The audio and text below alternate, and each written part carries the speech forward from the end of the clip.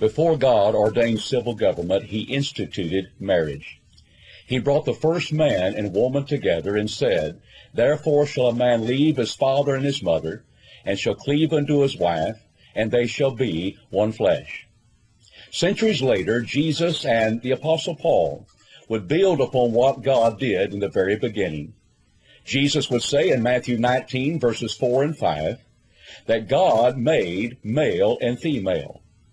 "And for this cause shall a man leave his father and his mother, and shall cleave unto his wife, and the two shall become one flesh." What we observe here is that marriage is for a male and female, not for people of the same sex. Paul stresses the permanence of marriage when he says that a wife is bound to her husband as long as he liveth.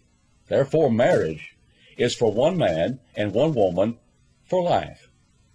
When inquirers asked Jesus if they could put away their wife for any cause, Jesus responded with the fact that what God hath joined together, let not man put asunder. Matthew 19 and verse 6.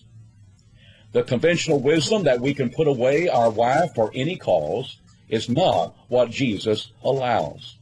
In fact, God says in Malachi 2 and verse 16 that God hates divorce. We should be sobered by what happens in divorce and the remarks that Jesus makes in Matthew 5:32, that when a man puts away his wife and it's not for the cause of fornication, he maketh her an adulteress. Yes, she's guilty of adultery in her next relationship, but he put her in that position, so he shares in that blame.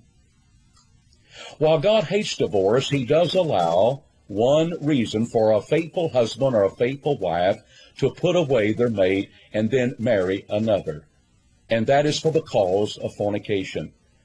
Matthew 19 and verse 9, Jesus says, "Whosoever shall put away his wife, except for the cause of fornication, and marrieth another, committeth adultery. And whosoever marrieth her when she's put away, commits adultery." Notice the force of that exception.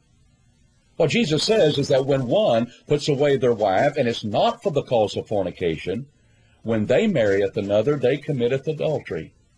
It is only when the faithful husband and that faithful wife puts away their mate for the cause of fornication that their next marriage is not adultery. When we conclude of what God teaches about marriage, divorce, and remarriage, we observe that marriage is for one man and one woman for life.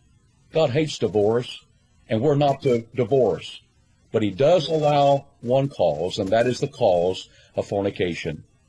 May we take these teachings seriously, and may we honor the marriage relationship which God has instituted.